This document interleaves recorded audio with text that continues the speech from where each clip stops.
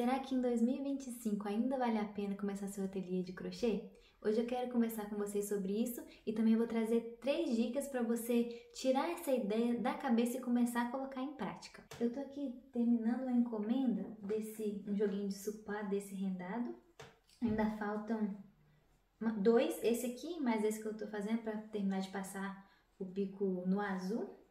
Enquanto isso, eu queria conversar com vocês sobre essas dúvidas que surgem, né, quando a gente está iniciando ou pretendendo iniciar o nosso ateliê, o nosso pequeno negócio. Uma dúvida que me pegou muito quando eu estava estudando, né, a possibilidade de começar ou recomeçar no meu caso, que daqui a pouco eu vou falar sobre isso, é que já tem tanta gente fazendo, né? Será que tem espaço para mais um? E a questão é que o crochê é uma atividade manual. Então, nem se você for a crocheteira mais rápida desse mundo, o que não é meu caso, eu crocheto num ritmo mais lento, né? Reconheço. Só que tem gente que crocheta muito rápido. Nem assim, nem essas pessoas não conseguem atender a toda a demanda do mercado. Até porque o crochê agora, ele tá em alta, gente. Ele esteve, nem sempre foi visto assim com tão bons olhos, mas hoje em dia eu reparo muito nas séries, nos filmes que eu assisto, que tem muito crochê, seja em roupas ou seja também na decoração. Eu vejo muito porque eles estão tentando passar uma ideia de uma casa vivida, né, num filme, numa série. E o crochê tem muito isso, né, de um aconchego, de uma casa sem essa cara de clínica que muitas casas têm hoje em dia. E não só nos filmes e nas séries, mas também eu vejo muito na moda. Eu não acompanho tanto, mas de vez em quando eu ouço falar, né, que essas marcas grandes, marcas de luxo, estão usando muito crochê também nas suas coleções. E então o crochê está muito em alta. E nem a crocheteira mais rápida conseguiria atender a toda a demanda no mercado. Então é sempre bem-vinda mais um par de mãos crochetando. E outra coisa nessa questão do crochê ser uma arte manual, artesanal, é que nenhum trabalho é 100% igual. Cada crocheteira tem seu ponto, cada pessoa faz combinações de cores diferentes. E também tem muitos nichos e cada crocheteira gosta de fazer uma coisa. Tem gente que prefere fazer roupas, bolsas, acessórios. Tem gente que prefere fazer amigurumis, né, e outros itens de decorações. E tem gente que, assim como eu, prefere moda casa, né? E mesmo dentro do nicho moda casa ainda tem muitos outros subnichos, né? Porque tem gente que é mais especializado em mesa posta, tem gente que prefere fazer tapete, tem gente que prefere fazer jogos de banheiro. E isso é ilimitado mesmo, né? Tem muitas possibilidades e mesmo se 2 crocheteiras ou mais pegassem para fazer, seguir o mesmo tutorial, pegassem a mesma receita para fazer, gente, é impossível que a peça vai sair igual. Porque como eu disse, né? Além de cada pessoa ter um ponto diferente, cada pessoa faz combinações diferentes de cores, de fios. Então é sempre uma peça única. Cada crocheteiro tem um gosto e cada cliente também tem um gosto. E todo mundo vai achar um público, né, que tem ali um gosto parecido. E se não for na sua cidade, na sua região, a internet está aí, né, para você com certeza encontrar alguém que se adequa aí ao que você gosta.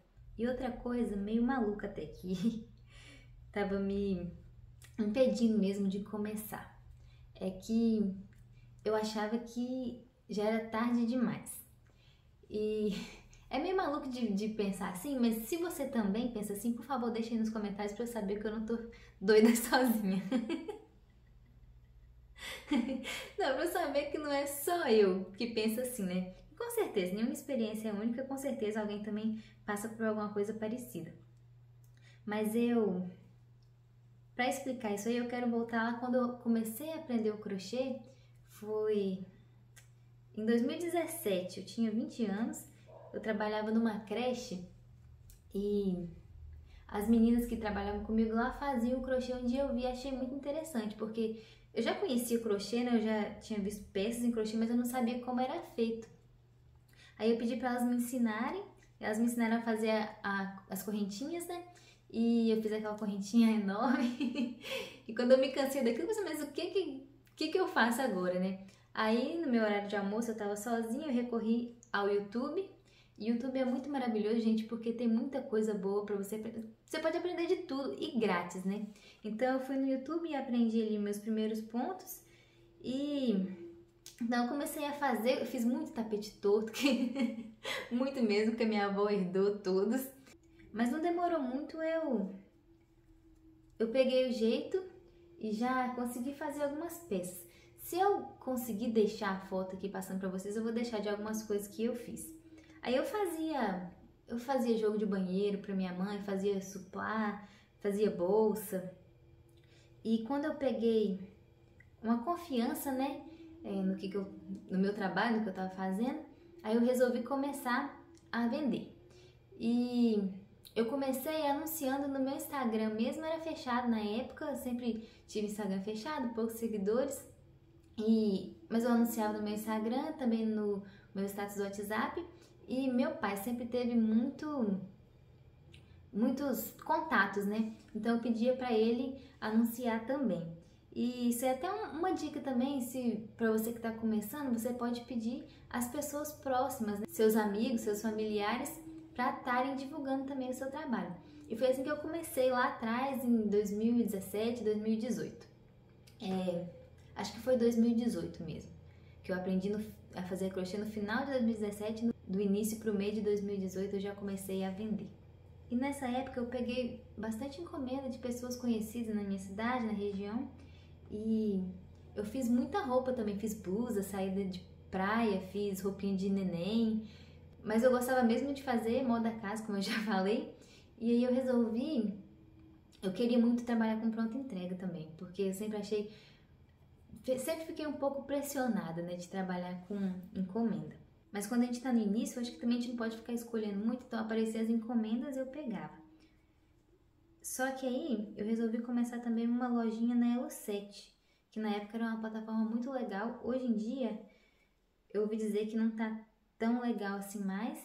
Enquanto eu tava pesquisando, né, pra ver se valeria a pena voltar com a lojinha na Elo7, eu vi muito vídeo de gente dizendo que a plataforma não tá como era antes, né?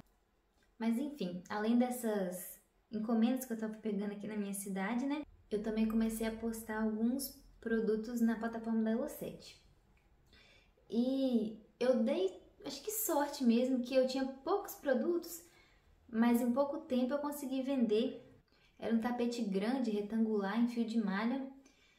Só que nessa mesma época eu tava passando por uns momentos muito difíceis na minha vida pessoal, que eu não consegui continuar, né? Resolvi descontinuar a minha lojinha na Elo7 e parei de vez de fazer crochê para vender, né? Eu sempre, de vez em quando, fazia alguma coisa para mim mesma ou para presentear, mas não continuei vendendo. E aí, um tempo depois, eu tinha 23 anos, eu lembro porque isso me marcou muito até hoje. Alguns familiares do meu marido, né, ficaram sabendo que eu fazia crochê e quiseram encomendar algumas coisas comigo. Eu lembro que a tia do meu marido queria que eu fizesse um trilho de mesa para a mesa dela. Eu acho que esse eu tenho foto. Se eu conseguir colocar, eu vou colocar aqui. Ela tinha uma mesa grande de madeira. Ela queria esse trilho de mesa e eu fiz. E também uma prima do meu marido que quis um joguinho de banheiro. Eu acabei fazendo e eu pensei, né? Será que eu deveria voltar? Deveria me empenhar, né, no crochê de novo? Só que eu pensei, não, eu já tenho 23 anos, eu tô muito velha. Não dá mais pra recomeçar esse ponto da vida. E, gente, o que é 23 anos, né? Eu falo que me marcou muito isso porque isso é uma coisa que acho que a mídia, a sociedade coloca, pelo menos na minha mente, eu não sei se é assim com todo mundo, mas parece que para você ter sucesso, você tem que começar muito novo. Você vê isso nos filmes mesmo, sempre os personagens principais são pessoas mais jovens, cantores, para ter sucesso. Claro que você tem aí cantores já estabelecidos, né, de sucesso, que já tem mais idade, só que para você começar, depois dos 18, 20 anos, é muito difícil. Nos livros também você vê isso, né? Sempre os personagens principais são pessoas mais jovens, pelo menos do conteúdo que eu consumia, né, na época. E isso ficou muito grudado na minha cabeça. Eu lembro que eu assistia, um exemplo muito meio nada a ver agora, mas eu assistia muito, eu gostava de assistir o The X Factor, que era aquele tipo o Ídolo, um programa de cantores, né, que competiam e tinha os jurados, tinha também o voto popular. E no The X Factor tinha as categorias, né? Tinham as meninas, os meninos, os grupos e tinham os overs, que eram pessoas mais velhas, né? Acima de 25 anos, já era considerado assim, as pessoas mais velhas. Então acho que isso ficou muito na minha cabeça, era um exemplo que eu tinha, mas ao mesmo tempo, dentro da minha casa eu tinha também o exemplo da minha mãe, que quando era mais nova não teve tanta oportunidade para estudar, não conseguiu fazer uma faculdade. E ali, quando eu estava já me formando no ensino médio, minha mãe começou a faculdade dela com 30 e poucos anos. E também, não só minha mãe, né? Meus pais, eles nunca tiveram medo de se reinventar.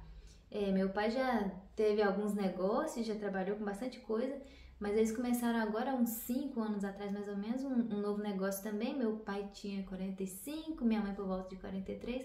Então, eu sempre tive exemplo ali dentro de casa que nunca é tarde demais para começar. E ainda assim, isso ficava martelando na minha cabeça.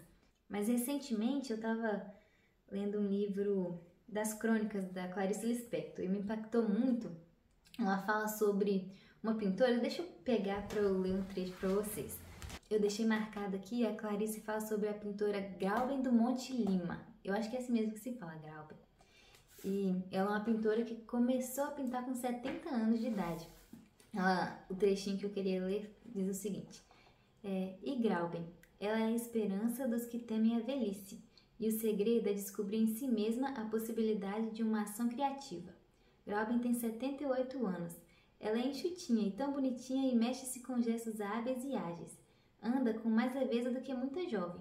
E o seu rosto é lindo, uma pele sem mancha, a saúde se refletindo naqueles olhos alegres, o rosto cor-de-rosa. Se essa é sua cor, ótimo. Se era um pouquinho de ruge, melhor ainda.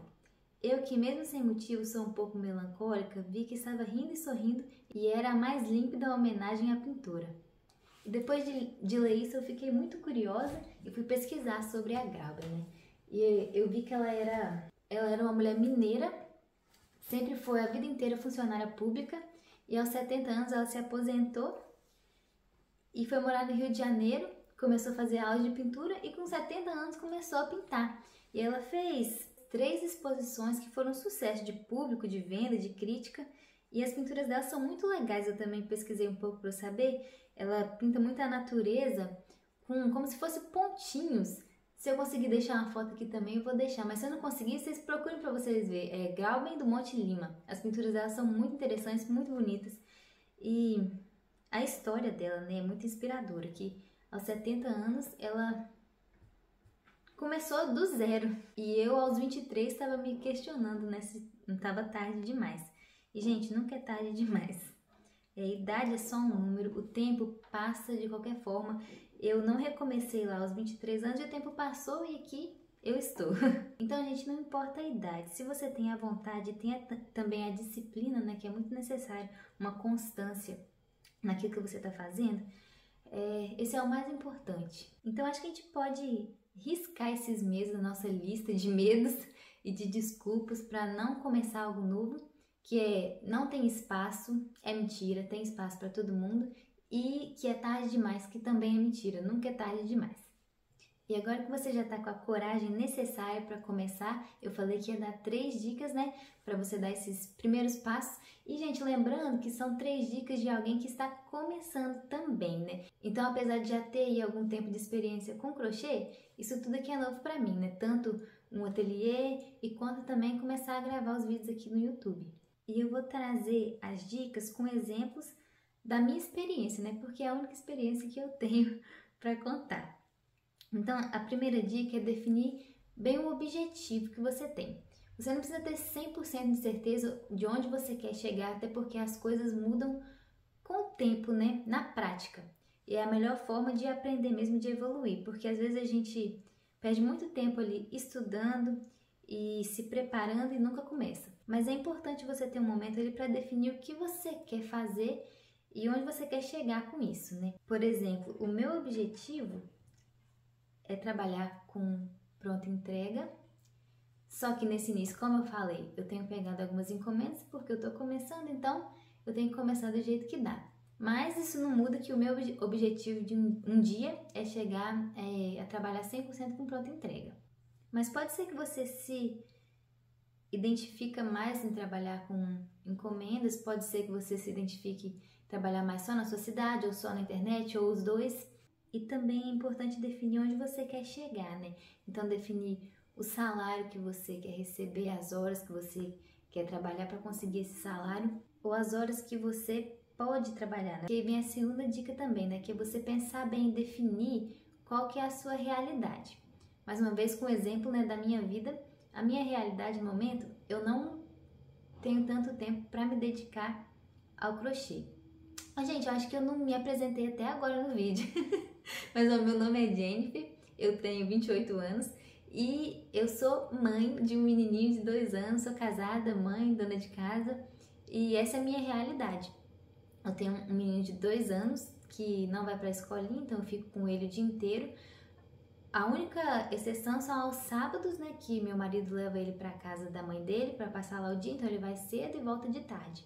E é o dia que eu tenho para estar fazendo crochê, mas ainda assim, aos sábados é o dia que eu dou uma faxina na minha casa, então eu não tenho o dia inteiro ainda para fazer crochê. Eu tenho ali em média, durante a semana, umas 2, 3 horas no máximo para estar me dedicando ao crochê. Então eu não vou conseguir produzir uma quantidade absurda, como muita gente consegue, né, que se dedica 8 horas ao dia no crochê, como se fosse, né, um dia de trabalho inteiro. Mas o meu trabalho principal é cuidar do meu filho, é a minha prioridade, eu não quero abrir mão disso. Eu já pensei eu preciso, né, ter um momento com ele acordado que eu possa estar fazendo crochê também, porque até agora eu faço ali durante as sonequinhas dele, né? Ele dorme muito bem, dorme ali 2 a 3 horas por dia, mas por mais que eu faça a faxina no sábado, igual eu falei, mesmo quando ele tá dormindo, eu acabo perdendo ali 1 hora, porque eu preciso limpar a cozinha todo dia, porque sempre tem que estar cozinhando. E com criança pequena, gente, dá muita sujeira mesmo. Depois do almoço, a cozinha fica uma bagunça, então eu tenho que limpar a cozinha, lavar a louça e roupa também. Não sei se tá dando pra ouvir, minha máquina tá trabalhando agora. Nesse momento eu lavo roupa praticamente todo dia, umas 5 vezes na semana pelo menos. Então, minha realidade é essa aí. O crochê não é a minha prioridade. Minha prioridade é meu filho, meu marido, minha casa. E eu quero ter o crochê como uma renda extra mesmo, né? Então, é quase que o que entrar ali tá bom. Eu tenho... Bom, eu não tenho um emprego formal, mas os meus pais, como eu falei, eles começaram um negócio, eles têm um mercadinho e eu faço os encartes, né, do mercado deles, também para um colega de outra cidade que também tem um mercadinho, eu faço os encartes, então já é um tempo ali que eu perco, sempre à noite, né, depois que meu filho dorme, que eu faço, que eu perco não, né, que eu trabalho nesses encartes, então já é um tempo que eu poderia estar dedicando ao crochê, só que eu prefiro não abrir mão disso agora, porque querendo ou não traz alguma renda para mim, por menor que seja. Como eu falei, o crochê entra aí como uma renda a mais, né? Uma renda extra, e é uma coisa que eu gosto de fazer, então eu não quero também colocar muita pressão e perder o brilho, né, de fazer aquilo que eu gosto. E eu sei, gente, eu tenho a consciência de que eu sou muito privilegiada de ter o suporte do meu marido, né, suporte financeiro. Ele, graças a Deus, ele consegue prover, né, para nossa família sozinho desde que meu filho nasceu, desde que eu engravidei. A gente decidiu que eu ficaria em casa com o bebê, né? E ele iria prover financeiramente. E graças a Deus tem dado certo assim. Eu sei que eu sou muito privilegiada por isso. Eu posso fazer alguma coisa assim a mais, igual o crochê, uma coisa que eu gosto e que eu posso estar tirando alguma renda a mais, mas não é uma necessidade minha. Eu sei que muita gente tem o crochê como uma renda principal ou uma parte importante da renda, né? E por isso é bom você observar aí a sua realidade, né? Qual que é a sua necessidade no momento com o crochê. Se você precisa de uma renda maior e você tem a possibilidade de se dedicar mais a isso, então é isso que você vai fazer, né? E até por isso que também eu resolvi começar junto com o ateliê esse canal no YouTube para trazer para vocês a minha realidade. Porque eu gosto sempre de, enquanto eu tô crochetando, assistir o vídeo das outras meninas e acompanhar a realidade de cada uma, né? E como eu já falei antes, nenhuma experiência é única, né? Então talvez alguém veja o meu vídeo e também se identifique, né, com a minha realidade. E, gente, só fugindo um pouquinho do assunto agora, um dos motivos também que eu resolvi criar esse canal no YouTube é para poder criar conexões mesmo, né, conhecer pessoas, porque eu tenho uma amiga que também gosta de crochê, só que ela é ainda mais ocupada que eu, ela também tem um menininho dela, tem 1 ano, e ela tem menos ajuda que eu ainda, então ela não tá tendo muito tempo para se dedicar ao crochê também. Então, se você está começando seu ateliê ou seu canal no YouTube, deixa um comentário aqui pra gente se apoiar, né, nesse início. Eu tenho um Instagram, mas ainda não tem nenhum post nele, só que eu vou deixar aqui na descrição, né? Se alguém quiser também mandar mensagem no Instagram pra gente estar conversando, pode ficar à vontade. E a terceira dica é se organizar, levando em conta esses outros 2 pontos que a gente conversou aqui, né? O seu objetivo, que, como eu citei aqui o meu exemplo, é trabalhar com pronta entrega. Bom, esse é o meu objetivo de agora, né? Eu tenho outros sonhos, mas aí sonho a gente deixa um pouquinho mais pra frente. Mas o meu objetivo de agora é ter a minha pronta entrega, né? E a minha realidade é que o crochê não é 100% a minha prioridade, né? Eu tenho a minha família como prioridade e eu tenho pouco tempo para estar crochetando. Então, a partir disso, eu vou me organizar, né? Para fazer o crochê caber na minha rotina.